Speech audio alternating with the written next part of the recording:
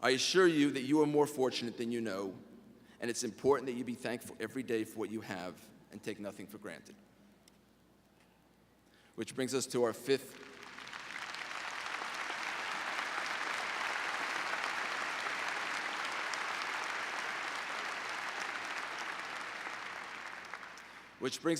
and final myth. You are entering the workforce at probably the worst time to look for a job in the last 50 years. Also wrong. I will explain why I think it may probably be the best. To start, in good times, individuals, businesses, and community tend to do just what's working and more of it. But only in tough times do we look to reinvent and transform. I started my company in a recession. We were a refreshing, creative alternative at the time, and the results spoke for themselves. More doors opened, more feet got in those doors than we had shoes to put on them. These are historic times for all of us. Last November 4th, when we elected a new president, we sent a powerful message to the world. First, we said that we understood how important what we did was, and for many, that yes, we could, and yes, we did.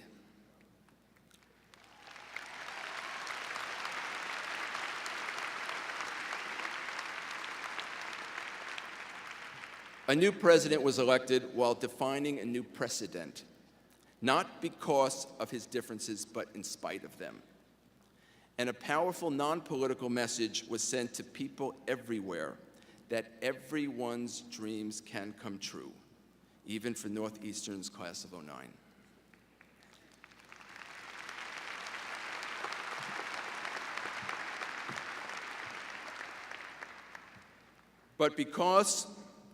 But between the symbolism of that moment and the reality of today, there is a gap, a chasm.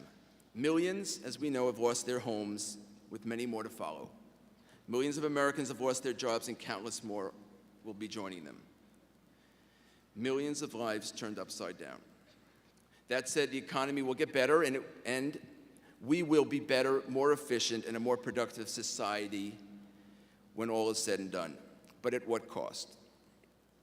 Those jobs that have recently been lost will not likely come back. Most of those recently employed are not qualified for most of the new jobs that are currently being created. Countless individuals with experience in derivative trading, insurance sales, mortgage-backed securities, high-end retail, or in any of the automotive-related industries are now unemployed. And unfortunately, those skilled individuals are not the best candidates for opportunities in the new frontiers, such as clean energy, urban construction, healthcare, science, social services. However, you and your peers could and should be. I believe that there will shortly be more jobs available than there will be trained individuals to fill them.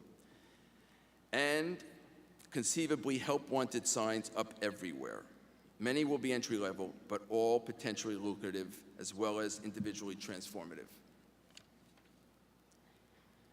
Every season, when I begin work on my new collection, I make a point to walk the streets and go to the stores to observe what people are wearing and what are their options. This way, I know not just what the alternatives exist, but more importantly, what doesn't.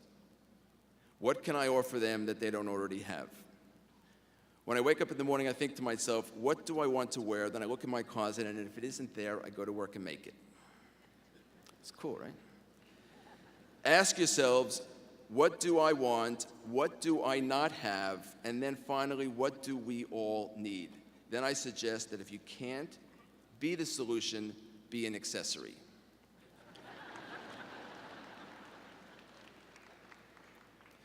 I used to believe that one had to first build their own life before they could afford to play a role in the building of others. That we had to do well in school and get good grades so that we could go to a good college. And then do well in college so we could get a good job.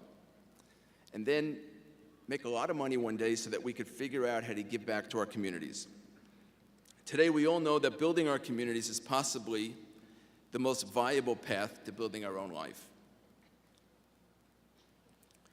If you can make it part of your journey, it will be much more rewarding, I assure you, both financially and spiritually, throughout that journey and in the end.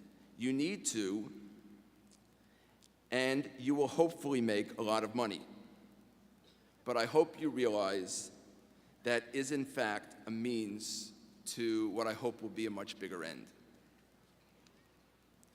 You could be among those agents of change that lead us out of the mess my peers and I have let happen.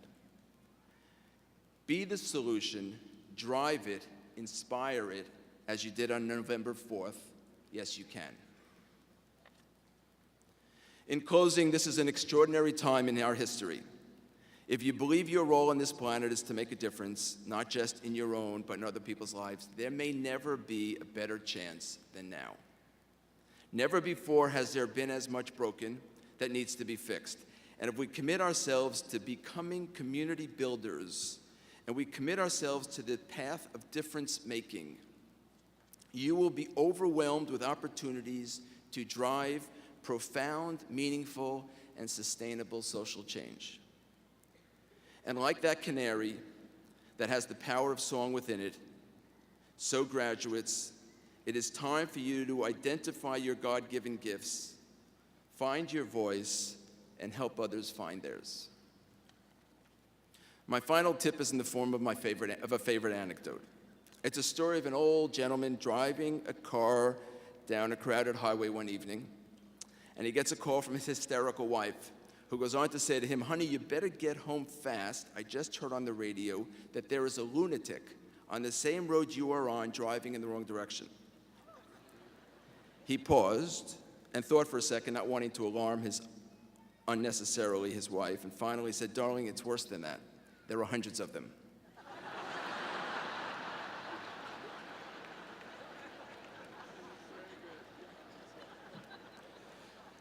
First, you should know that for much of my journey, I have felt a bit like that lunatic, and so might you. The lesson here, graduates, is that even if you find yourself going against traffic, you may still be heading in the right direction.